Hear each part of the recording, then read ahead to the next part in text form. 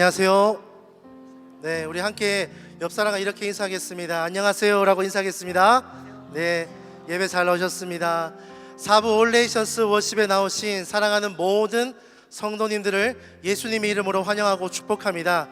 여의치 않은 사정으로 온라인으로 함께 예배드리는 성도님들도 예수님의 이름으로 환영하고 축복합니다. 오늘은 추수감사주일입니다. 오늘은요, 우리의 모든 것이요 하나님의 은혜인 줄 믿습니다. 당연한 것이 절대 없습니다. 우리가 함께 이렇게 예배드리는 것과 공동체와 셀이 있는 것도 모든 것이 하나님의 은혜입니다. 사랑하는 주의 자녀들이요, 항상 고백해야 할 것은요 하나님에 대한 감사인 줄 믿습니다. 오늘 이 시간 우리의 예배가요 하나님께 전적으로 올려드리는 감사의 고백이 되기를 소망합니다. 오늘 이 시간 자리에 일어나서 하나님께 감사함으로 함께 예배하며 나아가도록 하겠습니다.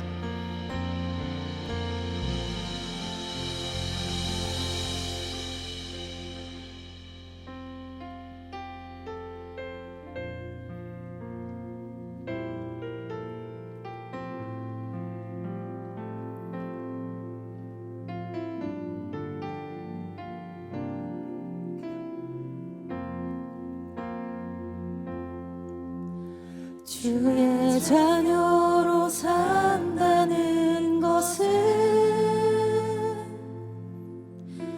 불 가운데로 걸어가는 것, 그 속에서 신실하게 날 지키시는 그 손길을 경험하는 것. 주의 자녀로 산다는 것은 바다 위로 걸어가는 것, 내 온몸을 덮쳐오는 폭풍 속에서 잠잠히 주 바라보는 것, 때로는 불 가운데 휩싸일 때도, 폭풍 가운데 무너질 때도 주님 내 곁에 함께 하시네. 가장 가까이에 함께 하시네.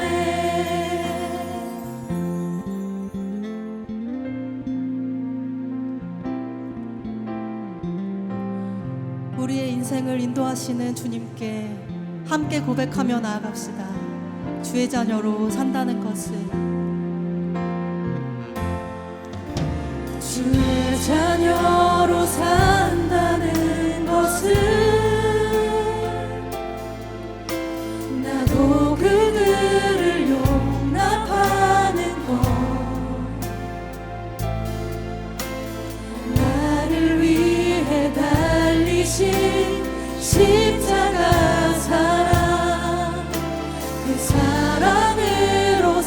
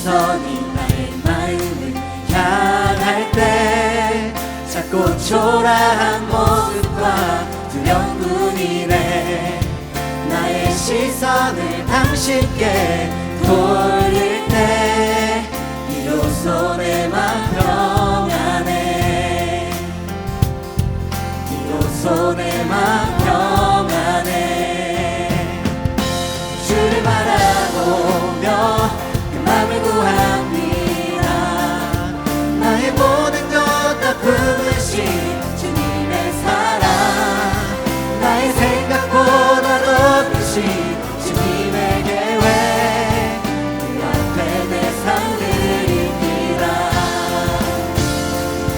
주님께 내 삶 드립니다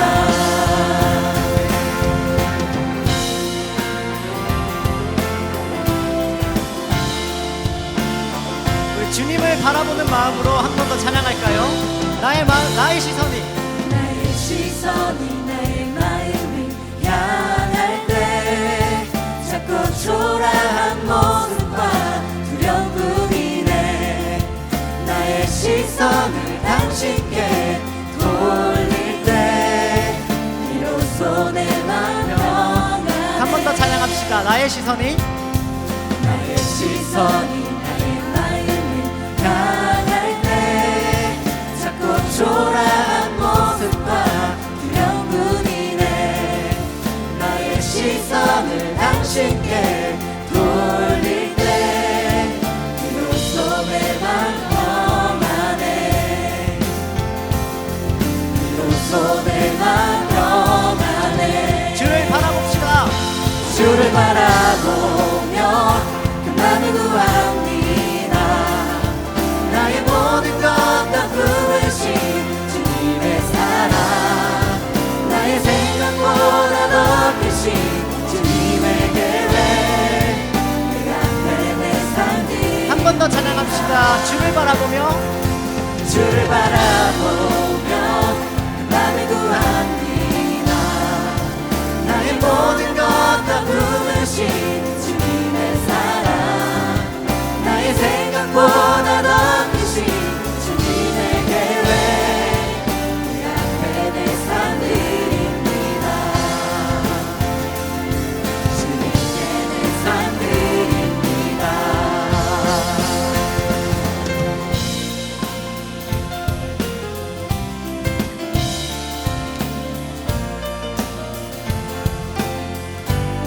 우리의 시선을 주님께 드릴 때 주님 우리를 사랑으로 채워주시고 놀라운 계획을 보여주십니다. 그런 주님을 바라보는 마음으로 함께 찬양할까요? 주를 바라보며 주를 바라보며 그 맘을 구합니다 나의 모든 것 다 품으신 주님의 사랑 나의 생각보다 높으신 주님의 계획 그 앞에 내 삶 드립니다 주를 바라보며 그 맘을 구합니다 나의 모든 것 다 품으신 주님의 사랑 나의 생각보다 높으신 주님의 계획 그 앞에 내 삶 드립니다 아멘. 주를 바라보며 주를 바라보며 맘을 구합니다 나의 모든 것 다 품으신 주님의 사랑 나의 생각보다 높으신 주님의 계획 그 앞에 내 삶 드립니다 마지막으로 고백합시다. 주를 바라봅시다.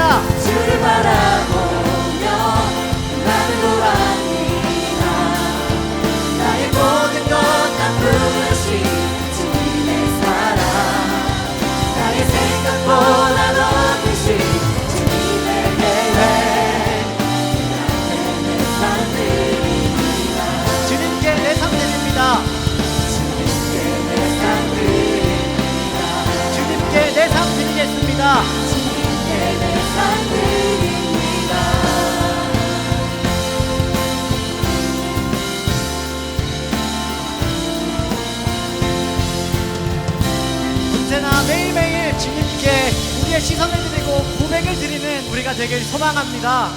아멘. 매일같이 반복되는 하루 가운데 주님과 동행하길 소망하십니까? 매일의 삶 속에서 우리와 동행하기 원하시는 하나님을 찬양합시다.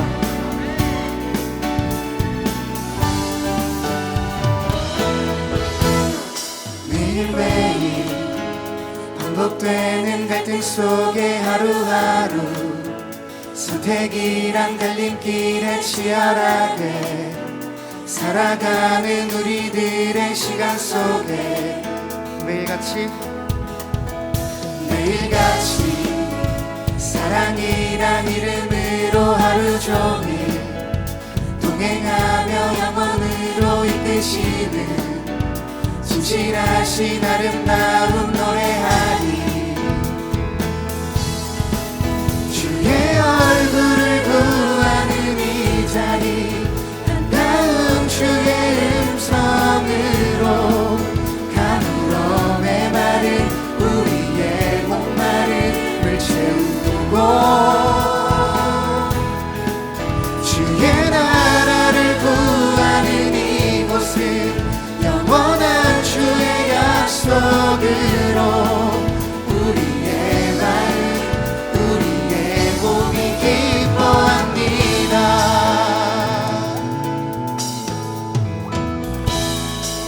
다시 한번 고백할까요?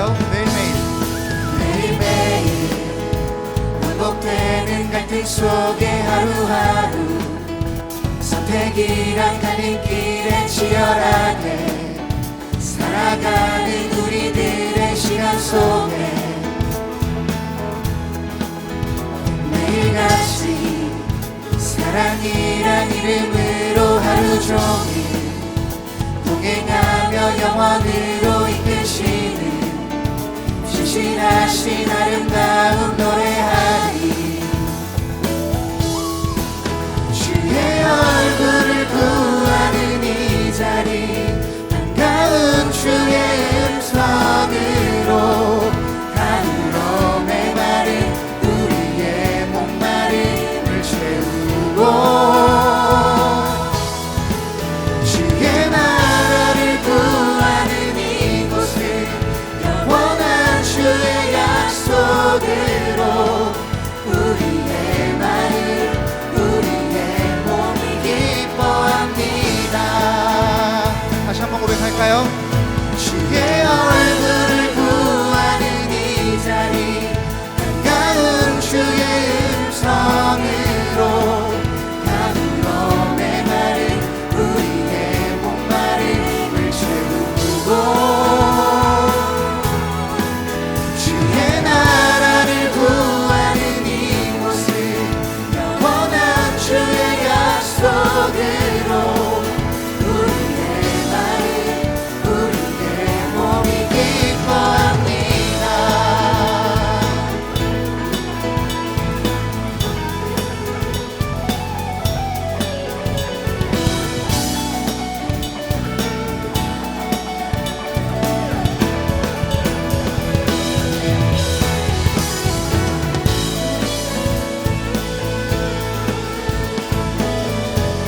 주님과 오늘도 내일도 함께하기를 소망합니다. 다시 한번 찬양할까요? 주의 얼굴을 구하는 이 자리 반가운 주의 음성으로 가물어 메마른 우리의 목마름을 채우고 주의 나라를 구하는 이곳은 영원한 주의 약속으로 우리의 마음 우리의 몸이 기뻐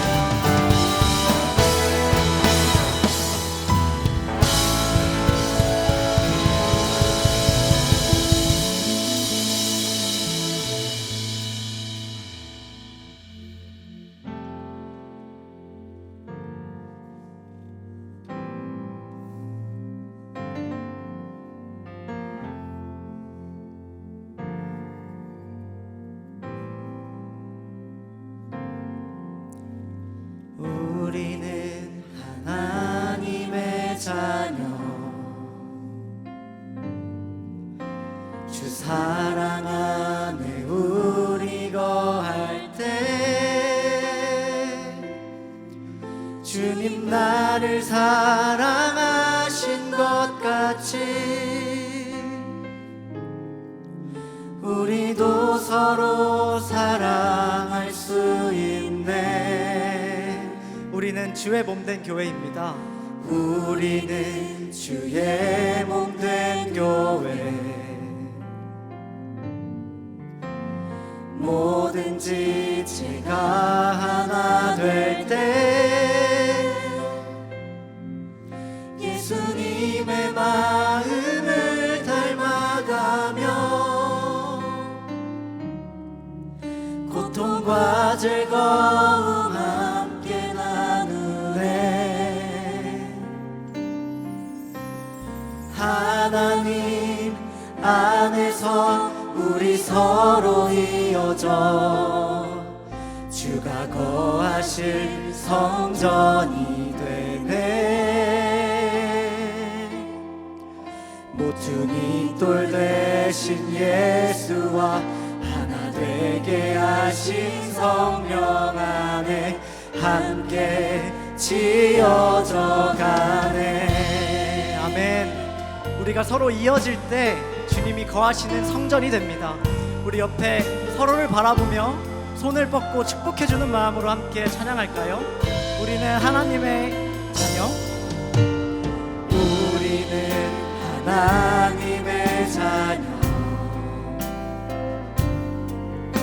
주 사랑 안에 우리 거할 때 주님 나를 사랑하신 것 같이 우리도 서로 사랑할 수 있네. 우리는 주의 몸된 교회입니다. 우리는 주의 몸된 교회. 뭐든지 제가 하나 될 때 예수님의 마음을 닮아가며 고통과 즐거움 함께 나누네. 하나님 안에서 우리 서로 이어져 주가 거하실 성전이 되네. 모퉁이 돌 대신 예수와 하나 되게 하신 성령 안에 함께 지어져 하나됨을 소망하며 함께 다시 고백해볼까요? 하나님 안에서 하나님 안에서 우리 서로 이어져 주가 거하실 성전이네. 모퉁이 돌 대신 예수와 하나 되게 하신 성령 안에 함께 지어져 가네. 우리 이 시간 공동체를 두고 기도하셨으면 좋겠습니다. 우리가 서로 이어지기 위해서 우리가 예수님 닮아가는 마음으로 먼저 사랑하게 하시고 먼저 용납하게 하시고 서로를 이해하게 하시고 예수님 닮은 마음을 가지고 나아가게 하여 주시옵소서. 그래서 내가 먼저 공동체에 나아가는 먼저 선을 베푸는 그리스도의 자녀가 될 수 있도록 도와주세요라고 이 시간 함께 기도하는 시간 갖도록 하겠습니다. 기도하겠습니다. 하나님 감사합니다. 내가 먼저 하나님 앞에 살아가기를 내가 먼저 하나님 앞에 섬기기를 원합니다. 상황 가운데 하나님의 진리의 가운데 있음을 기억하고 내가 그 가운데 인생을 바라보며 주를 생각하고 하나님을 사랑하며 그 가운데 내가 먼저 섬김으로 나아갈 수 있도록 도와주시옵소서. 주님 붙들어 주시옵소서. 네, 기도의 고백을 담아서 함께 다시 찬양합시다. 하나님 안에서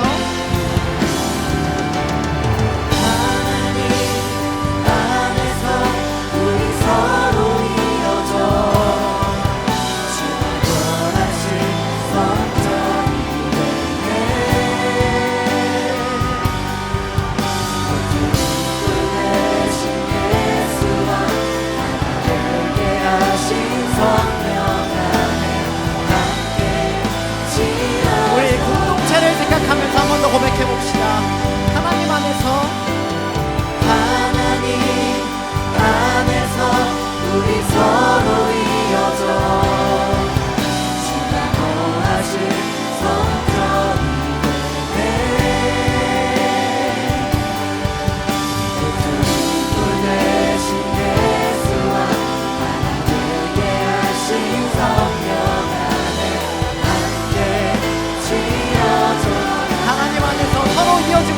기도드립니다.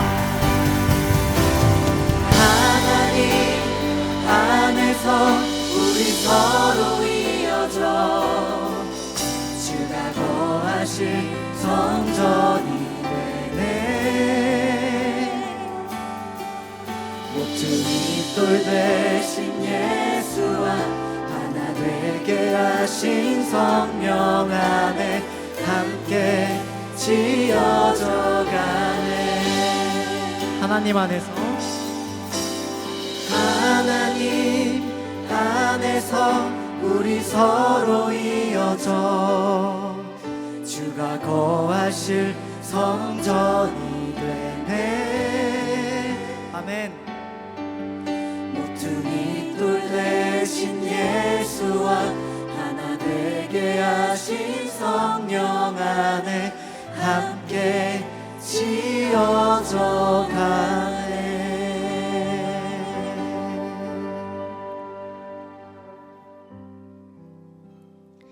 사랑이신 하나님, 오늘도 이 자리에 나와 공동체와 함께 예배드릴 수 있게 하심에 감사합니다. 당연한 것 하나 없는 우리의 삶에 가장 큰 선물은 주님을 아는 것입니다. 주님을 알게 하시고 우리의 걸음을 예배의 자리로 인도해 주심에 감사합니다. 한 주를 살아내면서 여전히 아버지께 맡겨드리지 못하는 삶의 영역을 발견합니다. 시간과 돈을 나의 것처럼 사용하고 감정에 쉽게 무너지고 미래에 대한 불안함과 걱정을 나의 열심으로 채우려고 했습니다. 그렇게 주님께 맡겨드리지 못하고 몸에 힘을 주며 살아가느라 지치고 내 몸 하나 건사하기 힘든 삶을 살다가 온 우리를 용서해 주세요. 오늘 이 예배의 자리를 통해 삶을 살아낼 능력이 하나님께 있음을 다시 고백하길 원합니다. 우리가 이 세상을 살아가는 이유는 거저받은 사랑을 거저주기 위함임을 기억하며 다시 일어나길 원합니다. 모든 것을 주님께 맡겨드릴 때 비로소 찾아오는 평안과 자유함으로 회복되게 해주세요. 그렇게 살아갈 힘과 능력 주시는 하나님 안에서 우리의 셀과 마을, 가정과 세상에 하나님의 사랑을 넉넉히 흘려보내주며 살아가는 그리스도인이 되게 해주세요. 홀로 영광받기 합당하신 주님을 예배합니다. 2000년 전 우리를 구원하기 위해 십자가에 못 박혀 죽으신 예수님의 사랑을 기억하며 전심으로 감사드리는 시간 되게 해주세요. 바울의 기쁨이라는 제목으로 홍재기 목사님이 하나님의 말씀을 전할 때 바울의 기쁨이 우리의 기쁨이 되어 다시 한 주를 살아낼 수 있는 안산 동산교회 청년들이 될 수 있게 해주세요. 예배를 섬기는 모든 이들이 누구보다 먼저 누리고 채워져서 그 사랑과 은혜가 흘러가게 해주세요. 이후에 있을 셀 모임도 주님께 맡겨드립니다. 셀이 먼저 사랑하길 포기하지 않고 치열하게 서로 용납하고 이해하게 하시고 셀 안에서 배우고 훈련된 사랑으로 세상 가운데 나아가 사랑을 선포하게 해주세요. 빛이 찾아오지 못할 것 같았던 우리의 어둠에 찾아오셔서 사랑으로 밝혀주시는 주님을 찬양합니다. 창세 전부터 지금까지 그리고 앞으로도 우리와 함께 하시고 우리를 사랑하시는 예수님 이름으로 기도드립니다. 아멘.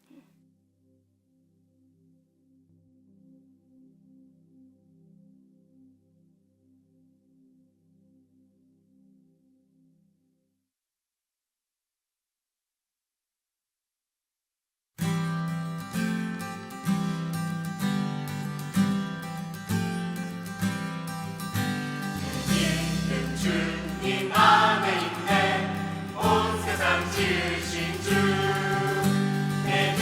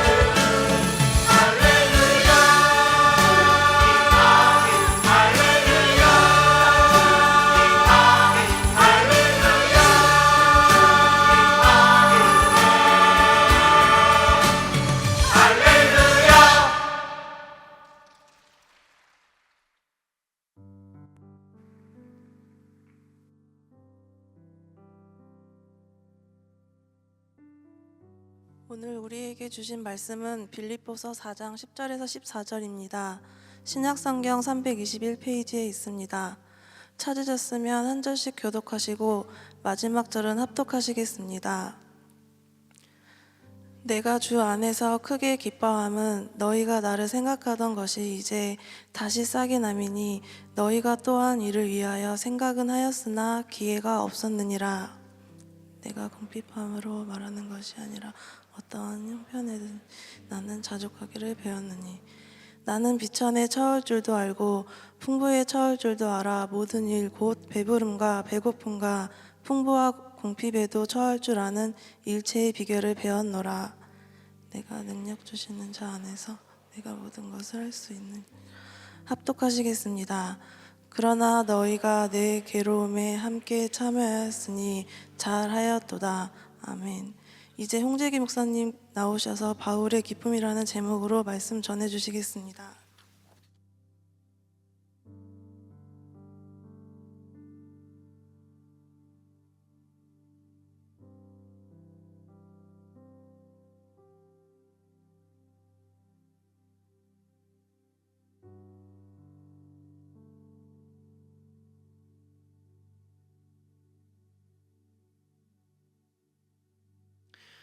빅터 프랭클의 죽음의 수용소라는 책은 실제로 이 빅터 프랭클 박사가 아우슈비츠 수용소에서 겪었던 비인간적인 대우를 심리학자이자 의사 입장에서 쓴 글입니다. 그곳은 인간의 존엄성이라고는 찾아볼 수 없는 지옥이었고 모두가 굶주렸고 병들었고 또 당장 내일 죽을지도 모른다는 그 공포 속에 살았다고 박사는 기록합니다. 자신의 생존 외에는 아무것도 생각할 수 없는 극한의 상황이었다고 하는 것이죠. 그런데 이 프랭클 박사는 그곳에서 놀라운 광경을 목격합니다. 아주 일부의 특별한 사람들이 있었는데 자신도 며칠째 굶주려 뼈와 가죽만 남았음에도 불구하고 배급받은 자기의 생명의 전부와도 같은 그 딱딱한 빵 한 조각을 떼어서 자기보다 더 굶주리고 쇠약해 보이는 동료의 입에 넣어주는 장면인 것이죠. 내일이면 가스실로 끌려갈지도 모른다는 그 절망 속에서, 그 두려움 속에서 그들은 동료들을 위로하고 격려하는 말을 건넸습니다. 프랭클 박사는 이렇게 말합니다. 우리는 수용소 막사 사이를 걸어다니며 다른 사람들을 위로하고 자신에게 남은 마지막 빵 조각을 기꺼이 내어주었던 사람들을 기억한다. 물론 그런 사람들의 숫자는 많지 않았을지도 모른다. 하지만 그들은 인간에게서 모든 것을 빼앗갈 수는 있어도 단 한 가지 주어진 환경 속에서 자신의 태도를 선택할 자유, 즉 자신의 길을 선택할 수 있는 마지막 자유만큼은 빼앗아갈 수 없다는 사실을 증명해 주었다. 극심한 상황 속에서, 그 궁핍 속에서 다른 누군가를 돕는다고 하는 것은 결코 쉬운 일이 아닙니다. 오늘 본문에 이 빌립보 성도들이 바로 이러한 마음으로 이 바울을 도왔던 것 같습니다. 이 빌립보 교회는 바울이 2차 전도 여행 때 유럽 대륙에서 개척했던 첫 번째 교회입니다. 우리가 잘 아는 것처럼 원래 아시아로 가려고 했던 바울은 이 마게도니아 사람 하나가 와서 이곳으로 와서 우리를 도우라고 하는 그 환상을 봅니다. 그리고 오늘날의 그 유럽 대륙으로 넘어가게 되는 것이죠. 그 마게도니아 지방에서 첫 번째 방문했던 도시가 바로 이 빌립보입니다. 그곳에서 바울은 루디아라고 하는 한 여인을 만나고 그 루디아의 집에서 바로 빌립보 교회가 시작이 되는 것이죠. 그런데 이 빌립보 교회는 형편이 넉넉하거나 부유한 교회는 아니었던 것으로 보입니다. 고린도후서 8장 1절에서 2절 말씀을 보면 마게도니아의 교회들이 극심한 환난과 가난 속에서도 더 큰 고통을 당하고 있던 예루살렘 교회 성도들을 위해서 구제 헌금을 모았다고 바울이 칭찬하는 장면이 나옵니다. 여기서 말하는 이 마게도니아의 교회들 가운데는 이 빌립보 교회도 포함이 되어 있는 것이죠. 그러니까 이 빌립보 교회 성도들은 자신도 어렵고 궁핍한 상황 가운데 더 가난하고 궁핍한 이들을 돕는 일에 물질과 에너지를 아끼지 않았다는 것이죠. 그리고 그 가운데 자신들에게 복음을 전하고 자신들의 지방에 교회를 세워주었던 이 바울을 섬기는 일에 그들은 굉장히 적극적이었습니다. 그들은 이 바울의 선교 여정을 구제 헌금으로 함께 도왔던 것이죠. 이런 빌립보 성도들을 격려하고 칭찬하기 위해서 바울이 편지를 씁니다. 그리고 그 내용은 어렵고 힘들지만, 때로는 가난도 찾아오고 또 궁핍도 찾아오지만, 그와 같은 우리의 인생 가운데 예수 그리스도만이 우리의 인생의 소망이 되신다, 유일한 소망이 되신다, 그분이 우리의 살아갈 힘이 되시고 능력이 되신다라고 말씀하는 것이죠. 그리고 그분의 그 구원의 은혜가, 그 십자가 은혜가, 그 보혈의 은혜가 우리를 살아가게 하는 그 능력이라고 이야기하는 것입니다. 특히 빌립보서 2장에 보면 너무나 유명한 그리스도 찬가가 나오는데요, 함께 읽어보도록 하겠습니다. 시작. 너희 안에 이 마음을 품으라. 곧 그리스도 예수의 마음이니 그는 근본 하나님의 본체시나 하나님과 동등됨을 취할 것으로 여기지 아니하시고 오히려 자기를 비워 종의 형체를 가지사 사람들과 같이 되셨고 사람의 모양으로 나타나사 자기를 낮추시고 죽기까지 복종하셨으니 죽으심이라. 아멘. 이 말씀을 보게 되면 점점 낮아지는 예수님의 모습을 우리는 볼 수 있습니다. 그는 근본 하나님의 본체셨습니다. 그분과 동등됨을 취할 수 있었지만 그것을 취하지 않으시고 사람이 되어서 이 땅 가운데 내려오셨습니다. 그리고 거기서 멈추지 아니하시고 자기를 비워 종의 형체를 입으셨고 또 끝내 십자가의 죽으심으로 말미암아 우리의 구원을 완성한 것이죠. 그리고 그 예수님은 다시 부활하셔서 지금도 살아계시고, 그렇기 때문에 오늘 우리가 겪는 고통과 아픔과 수많은 슬픔의 문제, 가난과 궁핍함, 그 여러 가지 문제 속에 여전히 그 살아계신 부활하신 예수님이 이 성도들과 함께 계신다고 하는 사실입니다. 그래서 이 빌립보서에서 바울이 계속해서 말하는 것이 바로 이 기쁨입니다. 기쁨. 빌립보서에 보면 이 기쁨이라고 하는 단어가 10번 이상 사용이 되는데, 이것은 이 바울 서신뿐만 아니라 신약 성경의 어떤 책보다도 이 기쁨이 많이 언급되는 것을 볼 수 있습니다. 지금 바울이 이 편지를 쓰고 있는 것은 로마의 감옥입니다. 언제 죽을지 모르는 그 절망적인 상황 속에서 그리스도의 구원의 은혜, 그 십자가 사랑을 생각하면 기뻐할 수밖에 없고 감사할 수밖에 없다는 그 사실을 바울은 말하고 있는 것이죠. 따라서 이 예수님의 마음, 이 낮아진 예수님의 마음을 우리 모두가, 모든 성도가 품어야 한다고 이야기합니다. 지금은 힘들고 어렵지만 많은 문제들이 찾아오고 가난과 궁핍이 우리 가운데 있지만 우리가 기뻐할 수 있는 이유는 그분이 우리를 살리셨기 때문입니다. 그분이 지금도 나와 함께 하시기 때문입니다. 사랑하는 성도 여러분, 오늘 이 기쁨이 우리 가운데 차고 넘치기를 축복합니다. 예수님의 그 그리스도의 사랑과 은혜가 우리 가운데 충만하기를 간절히 축복합니다. 바울은 이렇게 기쁨 가운데 살아가는 사람을 한 단어로 표현하는데 바로 주 안에서 사는 사람입니다. 빌립보서에서는 주 안에서라고 하는 단어를 여러 번 반복해서 사용합니다.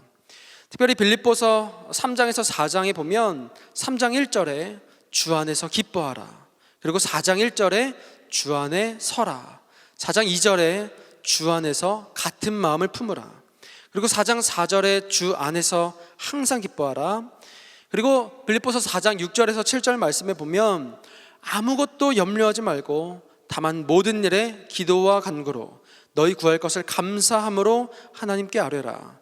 그러면 모든 지각에 뛰어나신 하나님의 평강이 그리스도 예수 안에서 너희 마음과 생각을 지키시리라고 말씀합니다.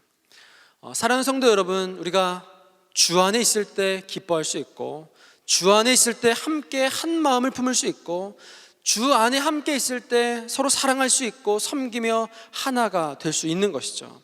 주 안에 있을 때 우리가 함께 하나님의 나라를 이루어 갈 수 있는 것이죠.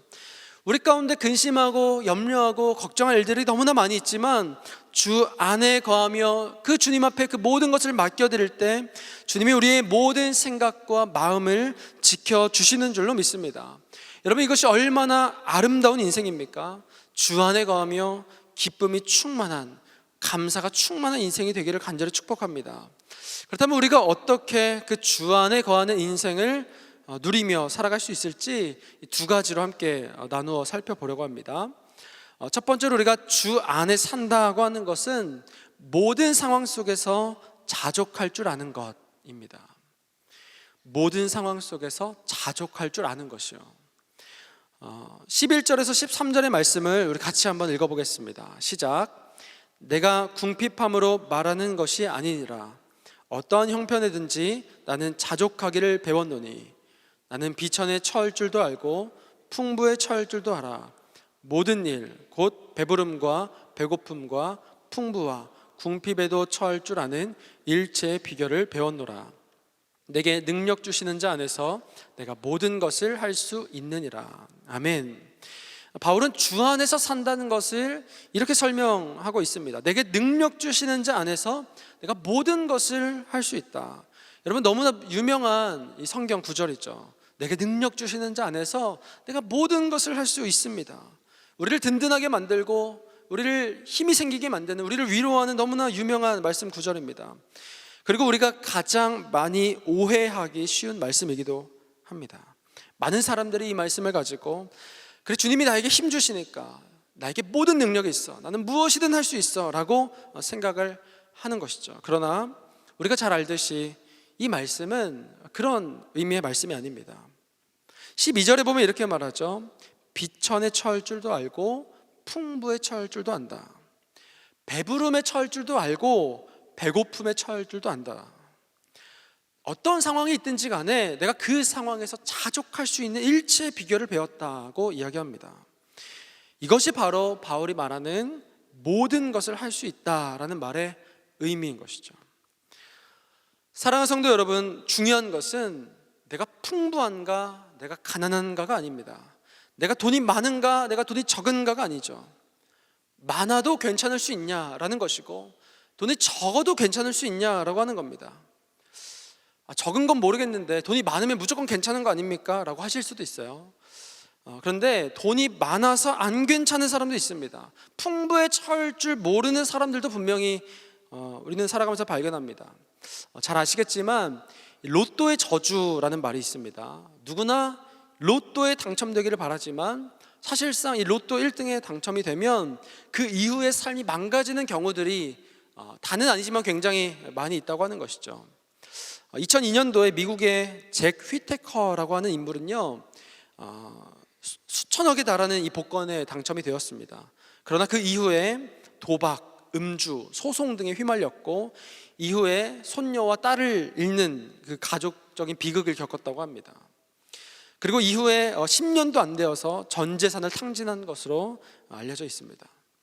우리나라에서도 이 로또에 당첨된 이후에 이 재산 분배 문제 등으로 이혼 소송에 휘말리거나 아니면 주식 투자나 뭐 도박과 같은 것으로 재산을 탕진하고 사기 혐의로 구속되었다는 기사들도 종종 찾아볼 수 있습니다.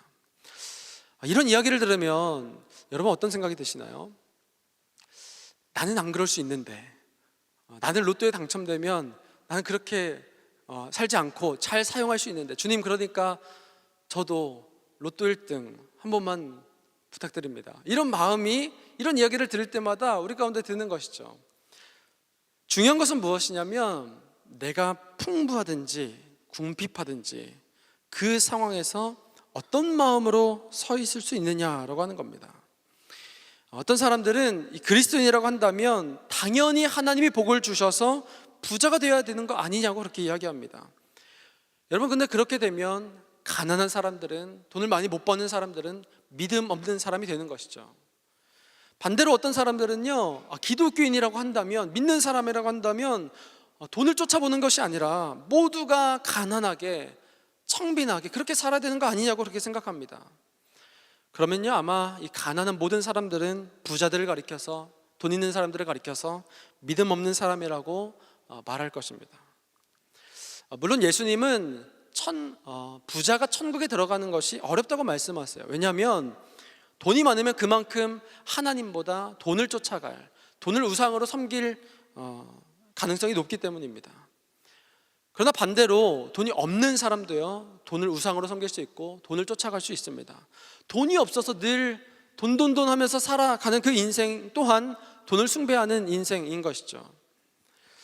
우리 교회 잘 보게 되면 그 물질이, 그 돈이 있든지 없든지 이 하나님이 주신 그 물질을 가지고 누군가를 돕고 또 섬기면서 또 구제와 전도와 선교에 사용하시는 우리 성도님들이 많이 계십니다. 결국에 중요한 것은 무엇이냐면 부자인가 가난한가 그것이 중요한 것이 아닌 것이죠. 어떤 형편에 있든지 예수님 안에 거하고 예수님과 함께 살아가는 것이 중요한 것인 줄로 믿습니다. 가난할 때는 그 가난에 적응해서 더 열심히 그 삶을 대하면서 살아갈 수 있는 것이고, 부유할 때는 그 부유함에 익숙해지지 아니하고 늘 돕고 섬기며 기쁨 가운데 살아갈 수 있는 것이죠. 어떤 형편이든지 그 자유함을 우리가 누리는 것. 여러분, 단지 돈에 대한 것뿐만이 아닙니다. 내가 지금 어떤 상황과 환경에서 살아가고 있는지, 그곳에서 정말로 내가 그것이 어디라 할지라도 내가 주님으로 인해 기뻐하며 주님께 영광 돌리며 그렇게 살아갈 수 있는지 우리는 돌아보아야 합니다. 최근에 세계 최대 격투기 단체인 UFC에서 뛰고 있는 한 국내 선수가 이슈가 된 적이 있습니다. 보시는 분들은 아시겠지만 이 고석현이라는 선수인데요, 얼마 전에 UFC에서 승리하면서 2연승을 달리고 있습니다.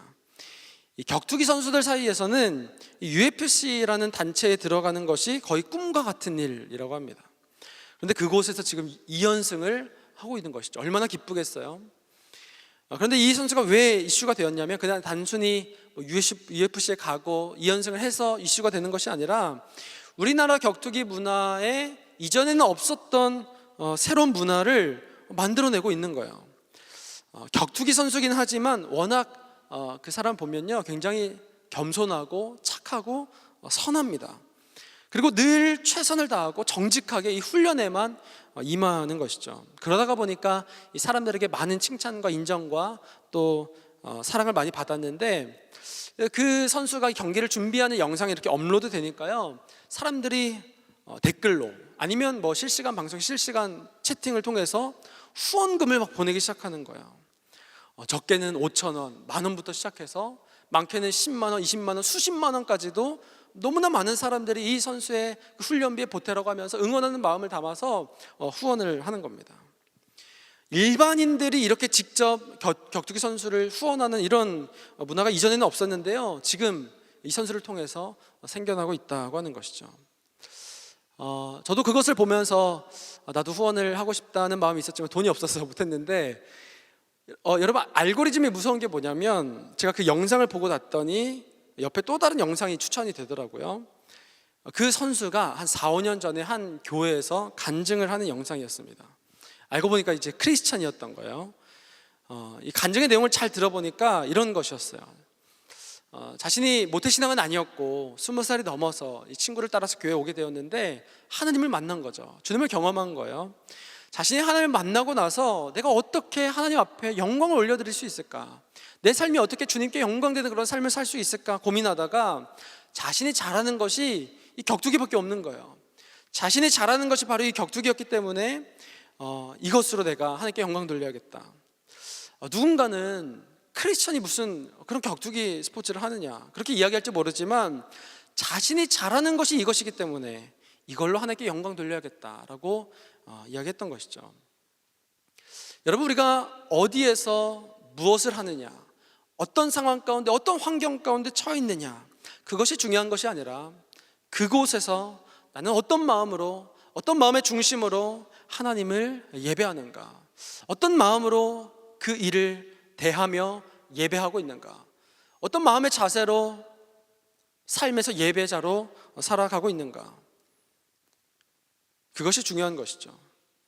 어디에서든지 하나님을 예배할 수 있는 믿음의 실력이 우리 가운데 있어야 한다는 사실입니다.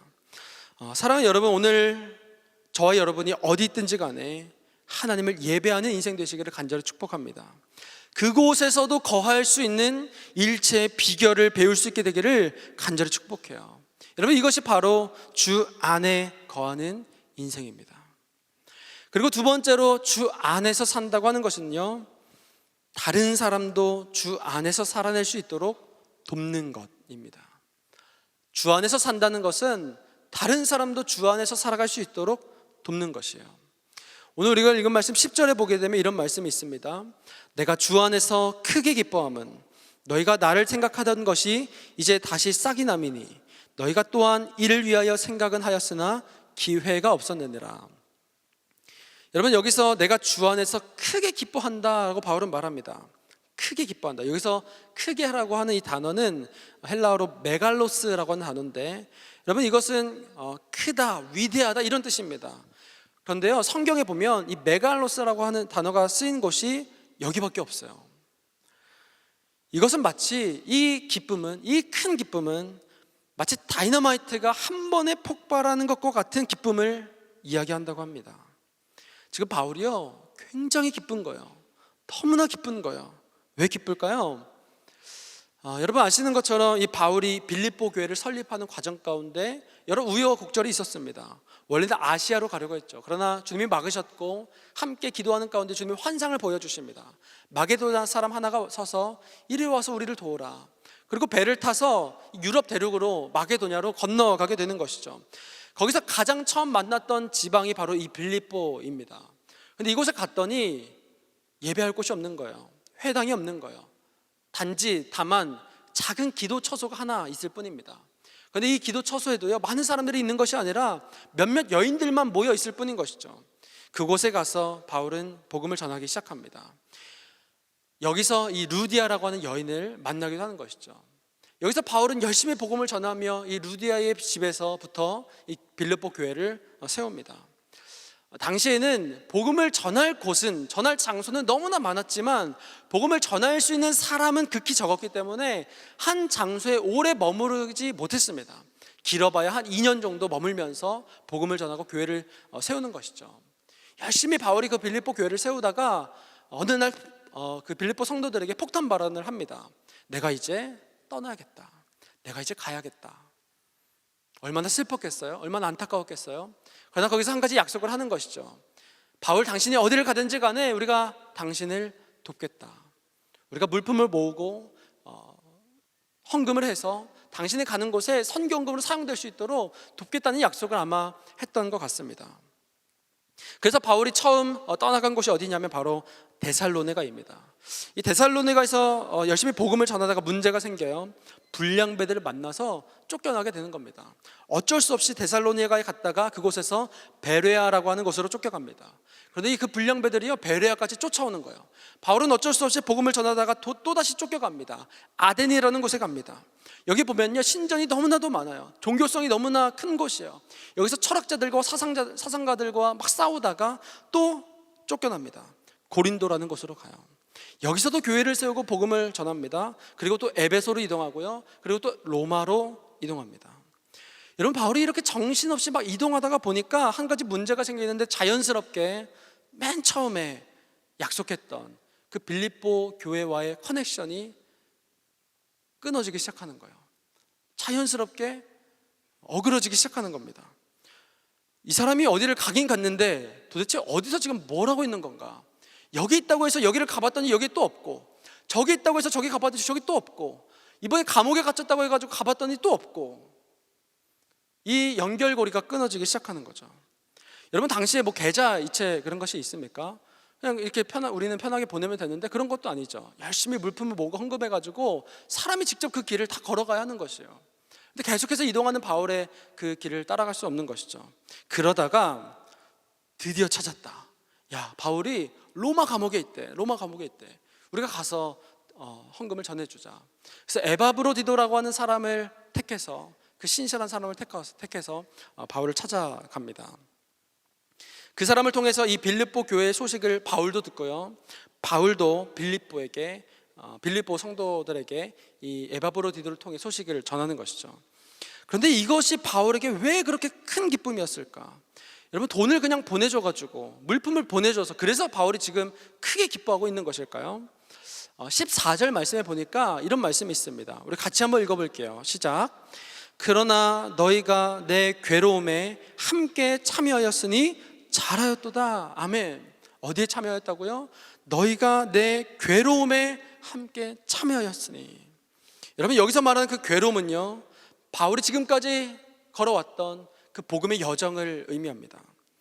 예수의 고난에 동참하는 이 좁은 길이요, 십자가를 지고 걸어가는 이 제자의 길이요, 복음을 전하면서 수많은 어려움과 고난과 고통을 당하는데, 가난과 궁핍을 당하는데, 그 일에 동참하는 그 일, 그 괴로움에 당신들도 동참해 주는 것이군요.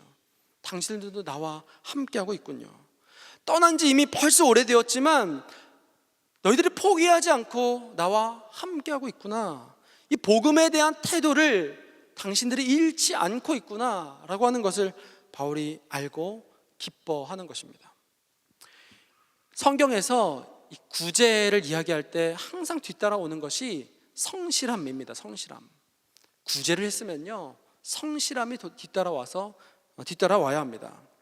왜냐하면 이 구제는 성실이 어렵거든요.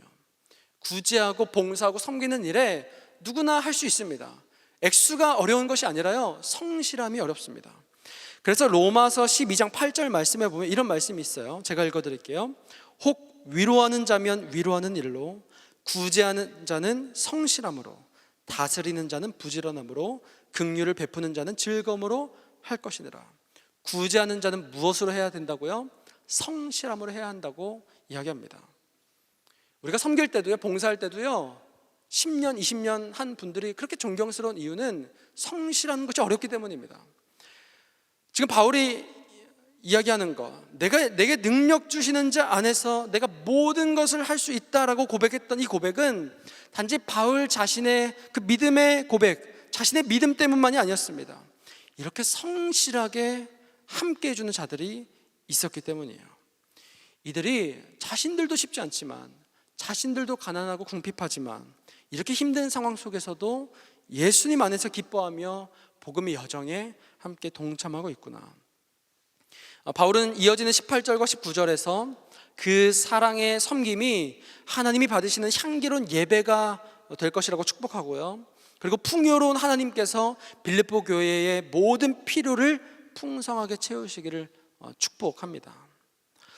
사랑하는 성도 여러분, 눈에 보이지 않는 그 하나님의 사랑은요, 우리 눈에 보이는 우리 서로를 통해서, 형제 자매들을 통해서 경험할 수 있는 줄로 믿습니다.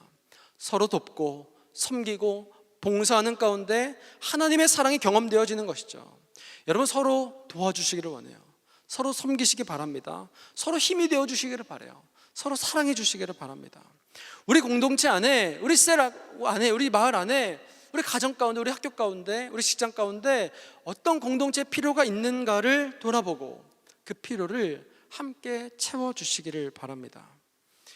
특별히 우리 교회에 멀리 선교지에서 고군분투하고 있는 우리 교회 파송 선교사님들이 계십니다. 여러분, 그분들을 꼭 기억해 주시기를 바라요. 우리 청년교구도 매 여름마다 선교를 많이 떠나는데 이 파송 선교사님들이 계신 곳으로 많이 또 떠나기도 하죠.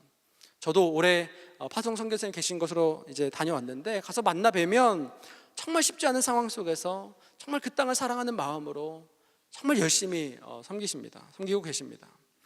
여러분, 이분들을 섬기는 것 또한 우리의 역할인 줄로 믿어요.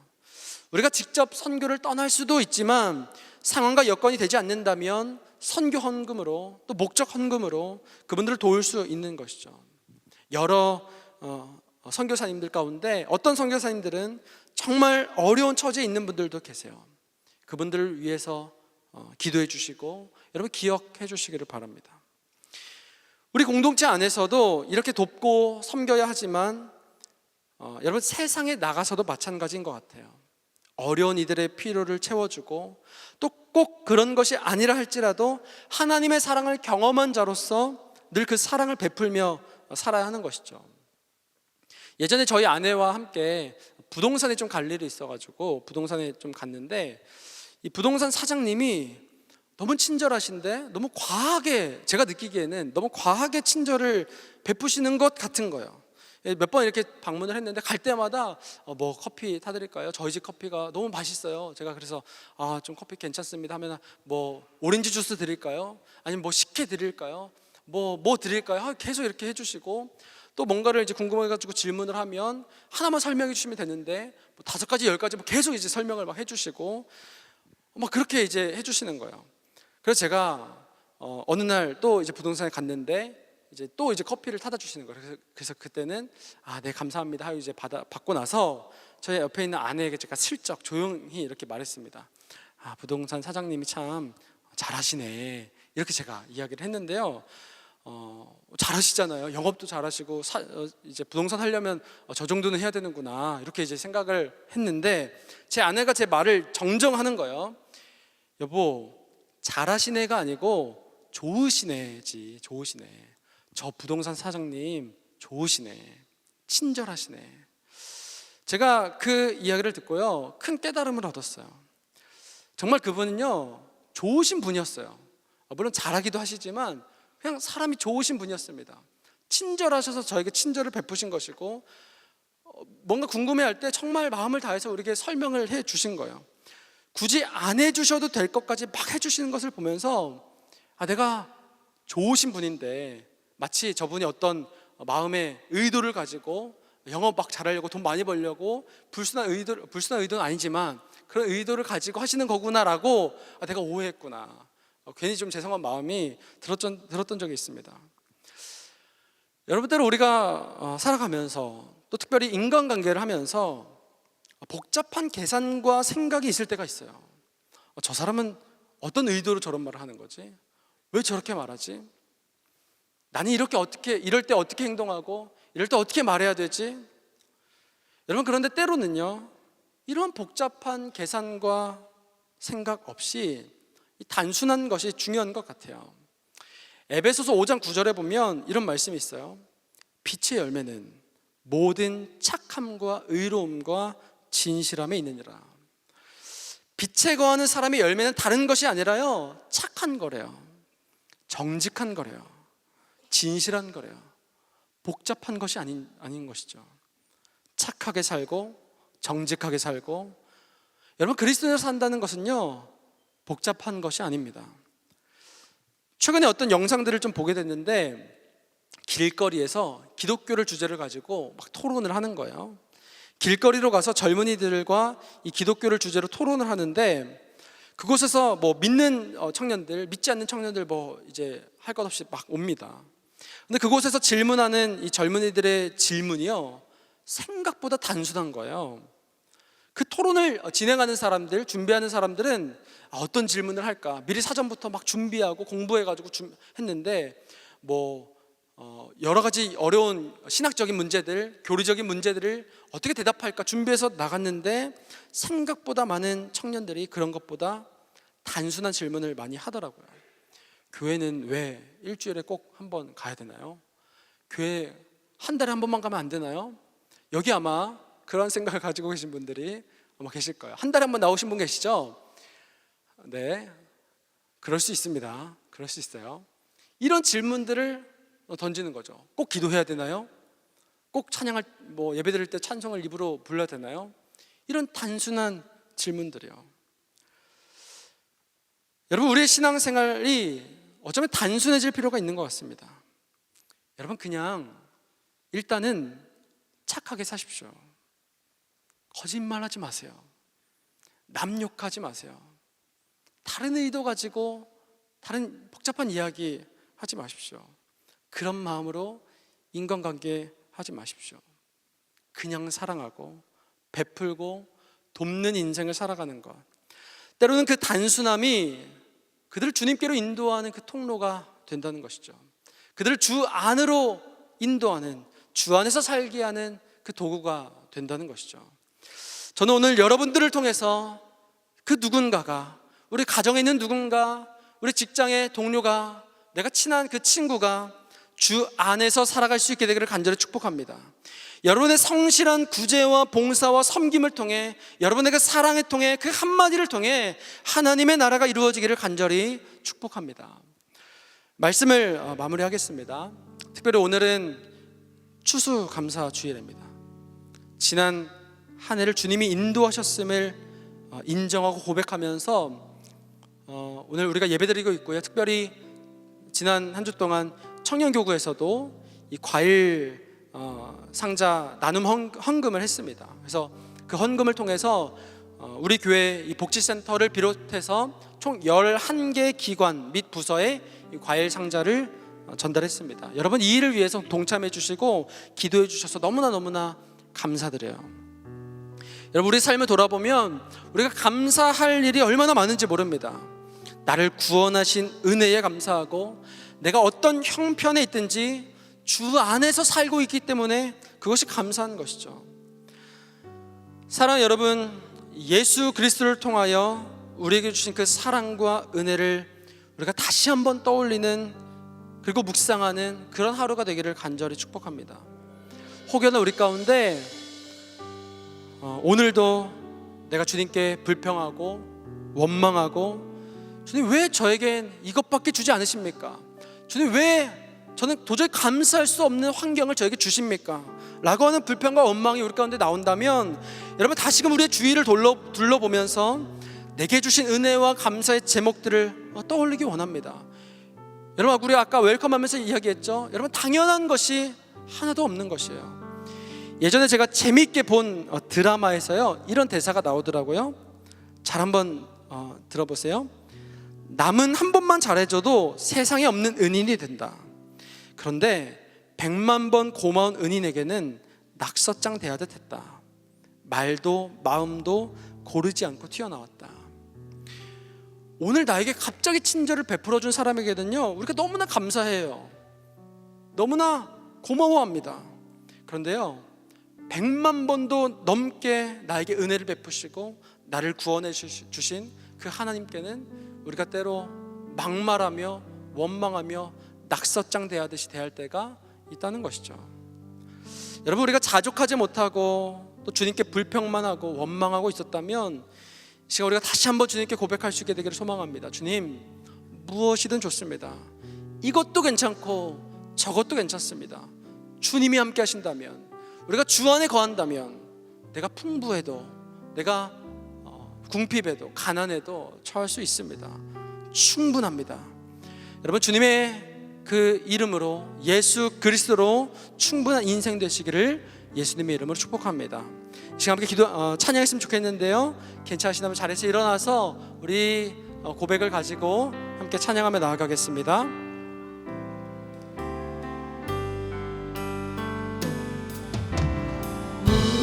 무명이어도 공허하지 않은 것은 예수 안에 난 만족함이라. 가난하여도 부족하지 않은 것은 예수 안에 오직 나는 다시 한번 고백합니다. 무명이어도 공허하지 않는 것은 무명이어도 공허하지 않은 것은 예수 안에 난 만족함이라. 가난하여도 부족하지 않은 것은 예수 안에 오직 나는 부요함이라. 난 예수로 충만하네. 난 예수로 충만하네. 난 예수로 충만하네. 영원한 왕 내 안에 2절로 고백합니다. 고난 중에도 견뎌낼 수 있는 것은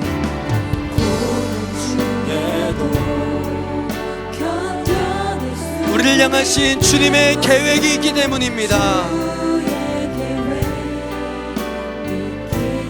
아멘. 실패하여도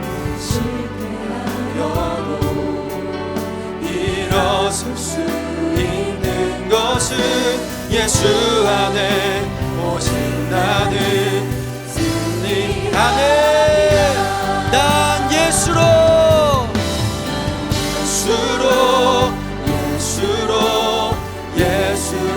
충만하네. 세상 수로 예도 부럽지 않네.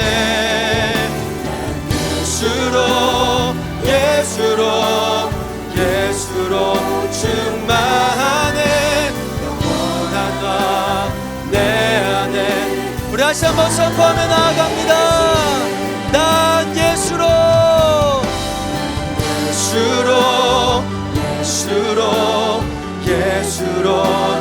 세상 모든 것들도 부럽지 않네. 예수로 충만하네. 영원한 내 안에 살아계시네. 아멘. 우리 함께 이 시간 기도하며 나아가기를 원합니다. 사랑하는 여러분, 궁핍 가운데 있든지 풍부함 가운데 있든지 우리에게 중요한 것은 나의 상황과 환경이 아니라 내가 지금 주님 안에 거하고 있느냐 하는 문제인 것이에요. 내가 주님 안에 거한다면 그 어떤 것도 문제가 되지 않는 줄로 믿습니다. 오늘 내 인생이 어떠하든지 간에 그 기쁨과 감사가 넘쳐나기를 소망합니다. 내 입을 통해서 그 감사의 고백들이 넘쳐나게 되기를 소망합니다. 이 시간 기도하며 나아가실 때, 하나님, 나는 무명이지만 괜찮습니다. 나는 고난 중이지만 괜찮습니다. 주님의 선하심을 믿습니다. 주님의 완전하심을 믿습니다. 지금까지 인도하신 그 주님의 신실하심을 깨닫게 하시고 예수 그리스도로 충만한 인생 되어질 수 있도록 주여 은혜를 더하여 주옵소서. 우리 주님의 이름만 간절히 부르짖고 기도하며 나아갑니다. 주여, 주님,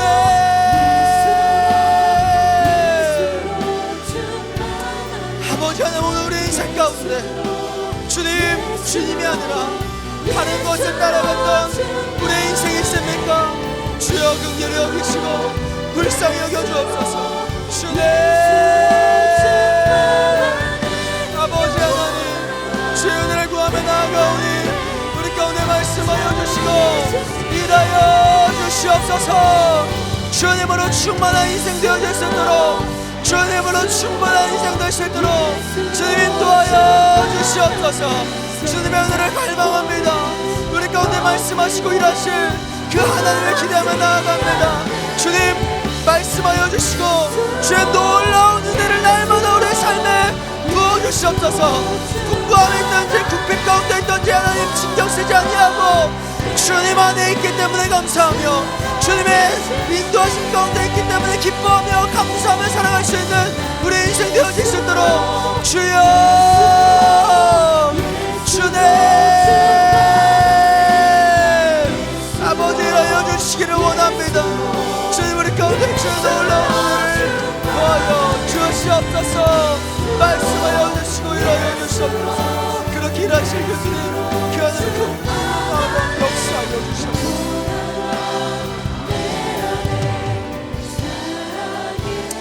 우리 시간 다시 한 번 더 마지막으로 기도하며 나아갈 때, 여러분 우리가 주님 안에 거하며 살아갈 때 우리를 통해서, 저와 여러분을 통해서 흘러나오는 그 기쁨과 감사의 능력이 있는 줄로 믿습니다.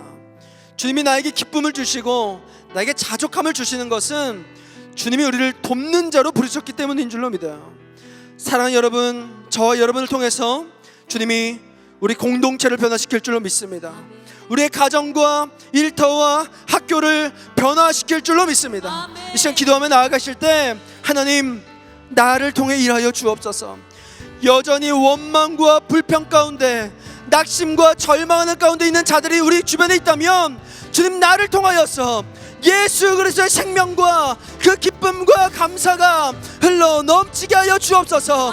내가 있는 모든 곳 가운데 예수가 충만해지게 하여 주옵소서. 우리 주님의 이름만 간절히 부르짖고 기도하며 나아갑니다.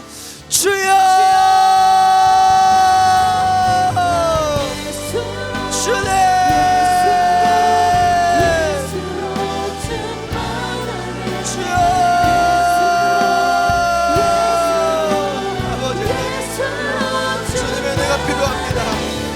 말씀하여 주옵소서. 주님 일하여 주옵소서.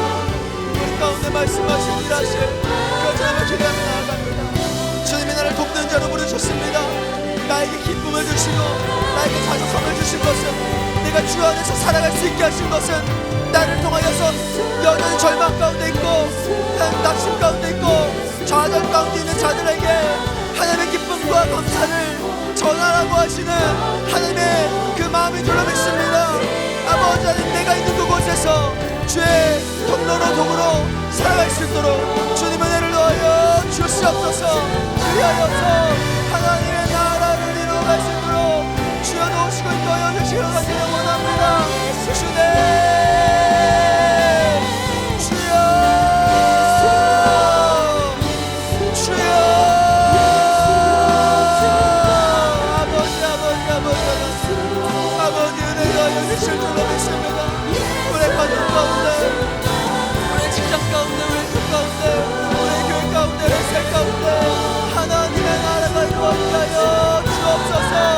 주님, 바울의 기쁨이, 그 바울의 자족함이 우리 가운데 부어질 수 있도록 아버지 인도하여 주시기를 원합니다.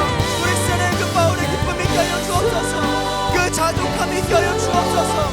아버지, 우리는 어렵지만 힘들지만 궁핍하지만 가난하지만 하나님 그 가운데서 하나님을 알게 하시고 공부할지라도 많은 것을 가졌을지라도 거기서 하나님을 전하며 살아갈 수 있는 우리의 삶이 될 수 있도록 주여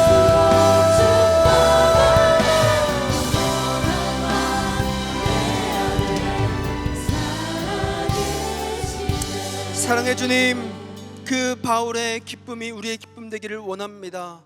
그 바울의 자족함이, 충분하다가 말하는 그 바울의 자족함이 우리의 고백이 되게 하여 주옵소서. 살아가며 때로는 하나님, 우리가 궁핍에 처할 때도 풍부함에 처할 때도 있습니다.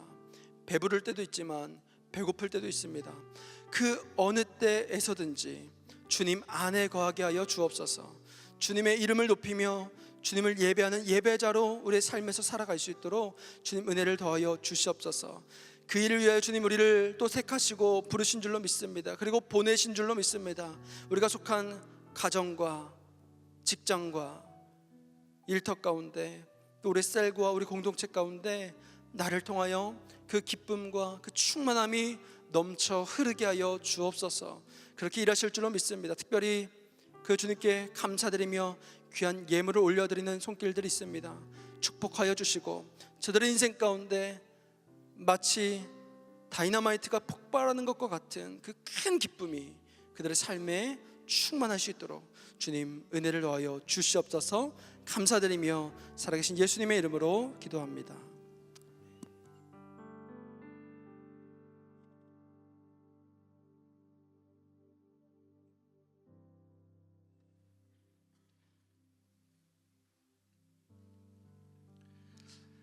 하나님께서 임재하시는 4부 올레이션스 워십의 현장과 온라인으로 함께 하시는 동산의 모든 성도님들을 주님의 이름으로 환영하고 축복합니다.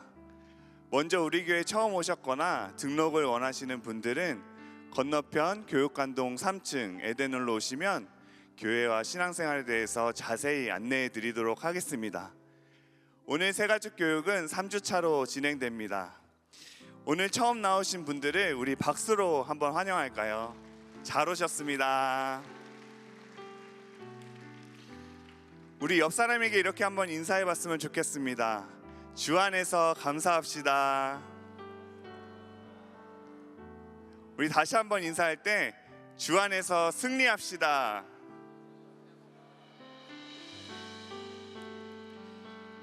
교회 소식 안내해 드리도록 하겠습니다. 추수감사 주일 및 추수감사절 행사 안내입니다. 11월 16일 오늘은 추수감사 주일입니다. 한 해 동안 베풀어 주신 은혜를 기억하며 하나님께 감사 예물 드리시기 바랍니다. 감사의 빵 나누기가 오늘 본당 오엘모에드 앞과 학교 예배당 비전홀 앞에서 진행됩니다. 2026년도 재직 세미나가 진행되고 있습니다.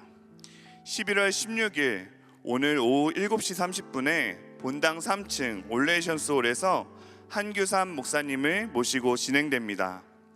11월 19일 수요일 낮밤 수요 기도회는 모든 재직들을 위로하고 축복하는 찬송 있는 수요 기도회로 본당 3층 올레이션스홀에서 연합으로 진행됩니다. 타가방 운영 등 자세한 사항은 주보를 참고해 주시기 바라며 함께 배우고 성장하기 위한 재직 세미나에 모든 재직들을 초대합니다. 2025년도 코이노니아하우스 세미나 안내입니다. 코이노니아하우스는 지난 5년간의 여정을 돌아보며 선교적 공간과 문화 경작을 통해 배우고 발견한 이야기들을 동산의 모든 성도님들과 함께 나누고자 합니다. 세미나는 11월 30일 주일 4부 예배 시 진행되며 주일 오전 8시에서 오후 6시까지 본당 1층 사무처 앞에 4개의 사역 부스가 운영됩니다. 전시 및 영상 부스마다 작은 선물들이 준비되어 있습니다. 성도님들의 많은 관심과 참여 부탁드립니다. 자세한 사항은 주보를 참고해 주시기 바랍니다. 큰숲 형제교회 분립개척 준비기도회 안내입니다. 박성국 목사님께서 수원 특례시 당수동에 20번째 분립개척교회인 나는 동산교회를 개척합니다. 이를 위한 준비기도회가 12월 6일까지 매주 토요일 오후 6시에 본당 1층 큰숲홀에서 진행됩니다. 개척에 동참하실 분들과 기도로 함께 하실 분들의 적극적인 참여를 부탁드립니다. 자녀 돌봄이 있는 셀 예배 모임 봉사자를 모집합니다. 큰숲 맑은 샘 12월호가 발행되었습니다. 말씀을 통해 많은 은혜 받으시기 바랍니다. 이번 주 두 커플이 하나님 안에서 아름다운 가정을 이룹니다. 이인복, 성예람, 현준영, 문성진 커플입니다. 예배 오셨다면 자리에 일어나 인사해 주시고 결혼하시는 분들을 우리 박수로 축복할까요? 축복합니다. 그 외 자세한 사항과 임명, 알림, 모집 등은 주보를 참고해 주시기 바랍니다. 이제 다 함께 일어나셔서 은혜 부어주신 하나님께 찬양으로 영광 돌리도록 하겠습니다.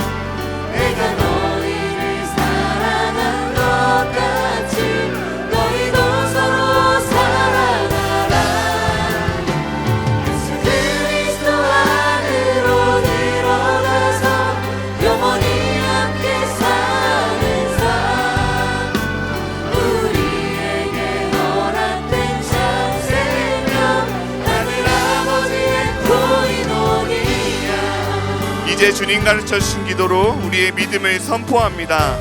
하늘에 계신 우리 아버지여, 이름이 거룩히 여김을 받으시오며 나라가 임하시오며 뜻이 하늘에서 이루어진 것 같이 땅에서도 이루어지이다.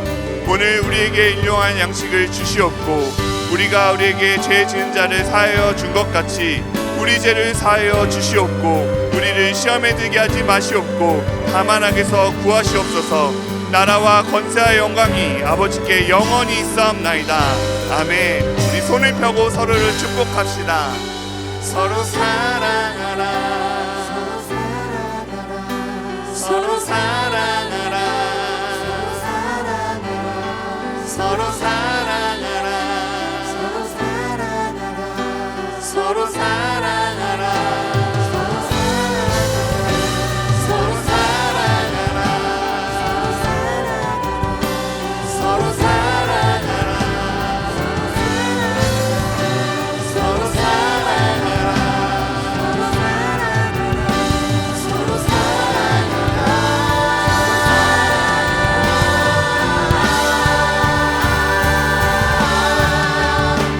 예수 그리스도 안으로 들어가서 그와 함께 사는 삶. 내가 너희를 사랑한 것 같이 너희도 서로 사랑하라. 예수 그리스도 안으로 들어가서 영원히 함께 사는 삶. 우리에게 허락된 참 생명 하늘 아버지의 고인원이야.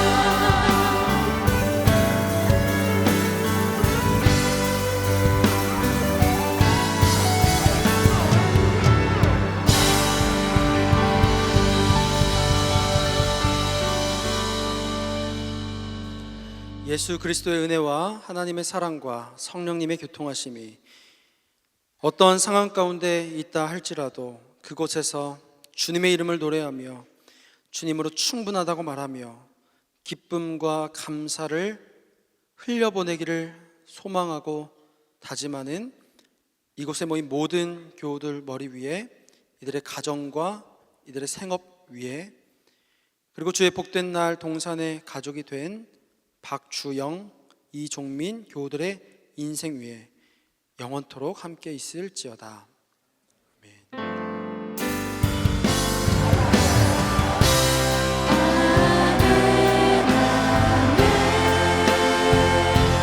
주의 말씀 내게 주신 삶의 자리 믿음으로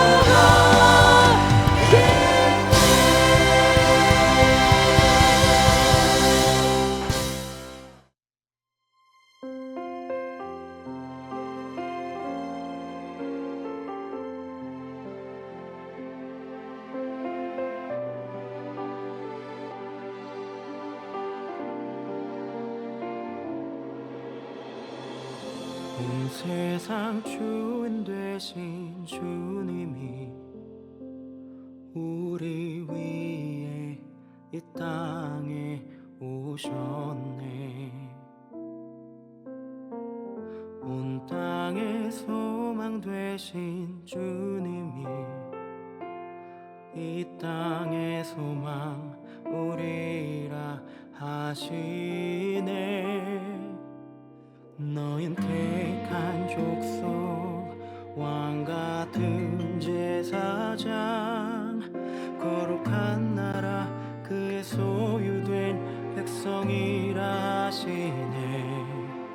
너흰 택한 족속 왕같은 제사장 거룩한 나라 그의 소유된 백성이라 하시네. 그가 살아내게 하시리라. 주가 살아나게 하시리라. 어둠 속에서 불러내어 귀한 빛으로 들어가게 하시니. 그가 살아내게 하시리라.